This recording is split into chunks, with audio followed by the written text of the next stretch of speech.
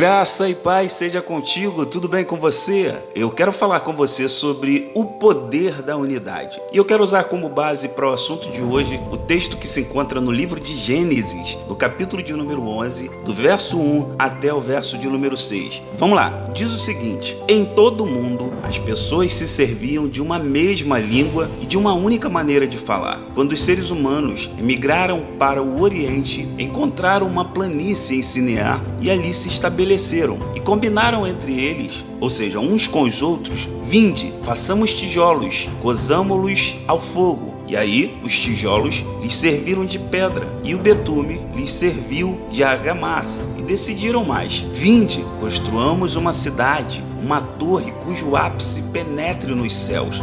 Dessa forma, o nosso nome será honrado por todos e nós jamais seremos dispersos pela face da terra. Porém, o Senhor desceu para observar a cidade e a torre que aqueles homens estavam erguendo, e então declarou o Senhor, preste atenção nesse texto aqui do verso 6. Então declarou o Senhor: eis que a humanidade se constitui em um só povo e todos falam a mesma língua, e essa construção é apenas o início de suas iniciativas. Em breve, nada poderá impedi-los de realizar o que eles quiserem. Amigos, isso é muito sério. É um texto muito interessante, não é mesmo?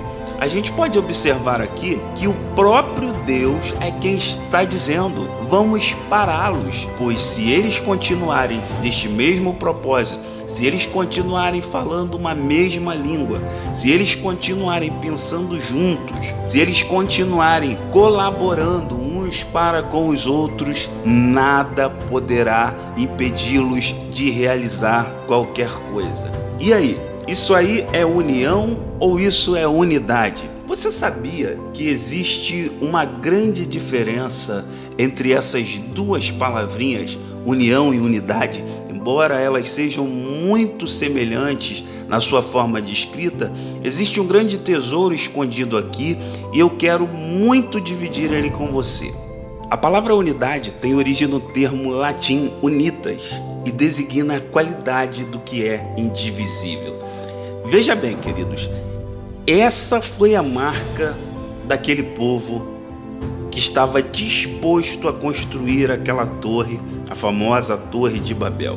E a gente leu no texto que o próprio Deus, o próprio Criador, teve que intervir. Ele disse que se não parasse aquele povo naquele momento, por causa dos seus propósitos, por causa da unidade entre eles, nada mais poderia deter aquele povo. Talvez a gente possa pegar uma lição aqui preciosa. Muitos dos nossos projetos, das coisas que a gente almeja fazer ou que a gente pretende fazer, e que a gente às vezes participa com alguém ou divide essa ideia com alguém, não dá certo porque as pessoas com quem a gente divide os nossos sonhos, os nossos ideais, os nossos projetos, não estão conectadas conosco no mesmo pensamento, no mesmo propósito, no mesmo objetivo. Outro dia eu até falei sobre essa questão das pessoas que lhe abraçam e que sorriem para você, mas que no fundo não estão torcendo pela tua vitória. E aí, o povo lá em Babel, estavam imbuídos na mesma missão, no mesmo projeto. Isso serve também para a nossa comunidade cristã, essa coisa das placas denominacionais, o quanto nós fomos divididos, e a própria palavra de Deus também diz que povo dividido ou reino dividido não subsiste. A gente está perdidaço nessa divisão de placas, Nos dizemos o povo de Deus, mas ali tem uma forma, aqui tem outra forma, aqui pode isso, aqui já não pode isso. É estranho essa maneira com que a gente lida com essa ideia multiforme que destona daquilo que está escrito na palavra de Deus para a gente. Eu acho que a igreja deveria realmente pegar a primeira e segunda epístola de Paulo a Timóteo e dar uma debruçada sobre isso, para a gente pegar essa visão de unidade. A carta está lá para direcionar a igreja num sentido único. É muito bacana essa questão da multiplicidade na cultura, na arte, na música, em tudo, no estilo de se vestir. Isso é muito legal, mas a palavra de Deus é uma só.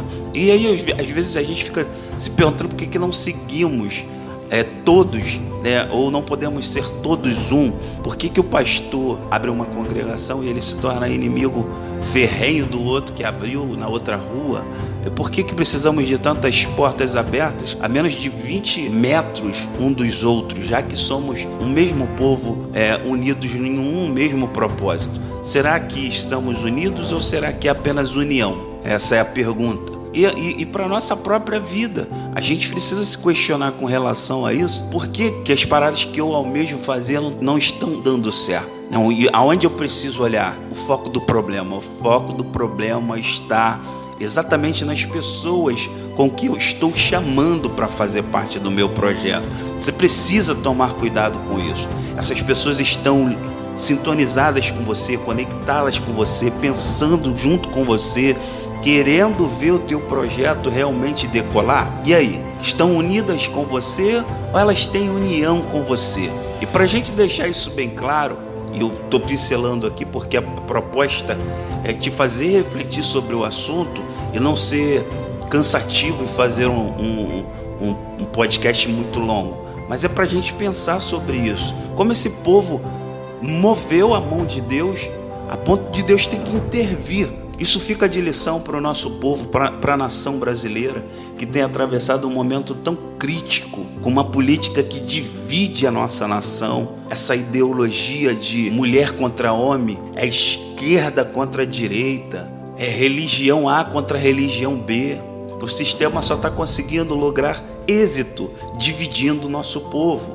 E se o nosso povo lesse isso, que a gente acabou de ler aqui, eu acho que seria o princípio para a gente reverter qualquer situação negativa. Unidade, não união. Vamos entender aqui rapidinho, e para a gente finalizar, o que é união e o que é unidade de fato. União e unidade. Na união, a união não admite traição. A unidade perdoa e oferece uma segunda chance. União espera o sim da maioria. Na unidade, espera-se a direção de Deus. Na união, morde-se e assopra. Na unidade, não tem segundas intenções. Na união, o lema é confiar desconfiando. Na unidade, confiança plena. Na união, cada um por si. Na unidade, sofre com quem sofre. Ou seja, estamos unidos em um mesmo propósito. Se sorrimos, todos sorriem. Se nos alegramos, todos se alegram. Se choramos, todos choramos. Se sofremos, todos sofremos. Essa é a grande diferença entre união e unidade. União ou unidade em um saco de batata. Isso é muito interessante, porque num saco de batata existem variedades de tipos de batata. Batata da terra, batata baroa, batata lavada, batata doce, batata inglesa. Quando você vai comprar batata, você pode pegar lá na prateleira do seu hortifruti o tipo de batata específico que você quer. Eu quero fazer batata frita.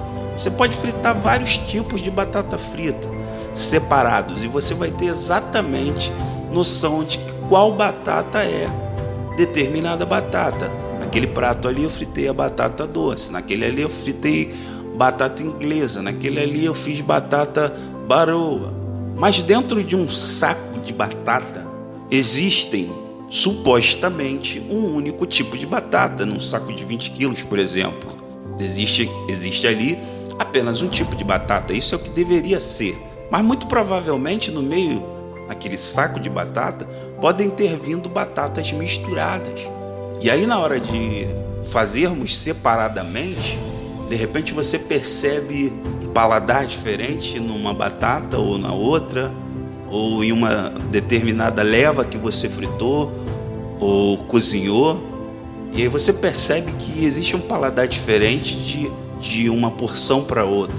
Mas é aí que está o segredo. Quando pegamos todas aquelas batatas, cozinhamos aquelas batatas, amassamos aquelas batatas, colocamos leite e depois fazemos um delicioso purê de batata, elas se tornam um único produto. Purê de batata. Todas passam a ter a mesma consistência e o mesmo paladar, porque todas foram mergulhadas em outros produtos na mesma medida, na mesma proporção. E é isso que eu estou querendo lhe mostrar. A diferença está aí. Uma coisa é união, outra coisa é unidade. As batatas, todas em um único saco, ou seja, nós cristãos, nós povo brasileiro, dentro de um único rótulo, dentro de um único saco. Se formos unidos, se nos dermos a unidade para um único propósito, todos sairemos fortalecidos nessa missão. Todos sairemos vencedores nessa missão, pois estaremos empregando nossas forças para um único propósito. Esse é o poder da unidade. Você não vai sentir o gosto da batata inglesa, o gosto da batata da terra. Você vai sentir o prazer de estar comendo o purê da batata, sem saber qual batata foi usada para aquele propósito. A unidade é a mesma coisa. Quando empregamos força para um único propósito, só Deus pode parar o homem. Quando a gente emprega objetivo, força, unidade, pensamento uníssono em uma única coisa, em um único objetivo, em um único propósito, ninguém pode parar esse povo.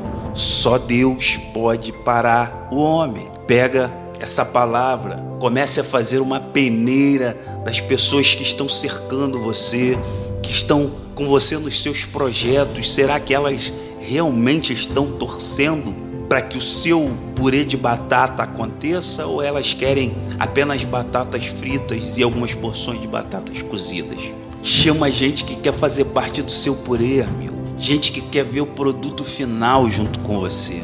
Gente que quer ver a coisa acontecendo junto com você. Peça a Deus amigos que fechem com você na unidade, e não gente para fazer parte com você do saco da união, apenas para ter volume. Você não precisa de volume, você não precisa de quantidade, você precisa de qualidade, tá bom? O Senhor te abençoe muito, uma boa semana para você, graça e paz, tamo juntão.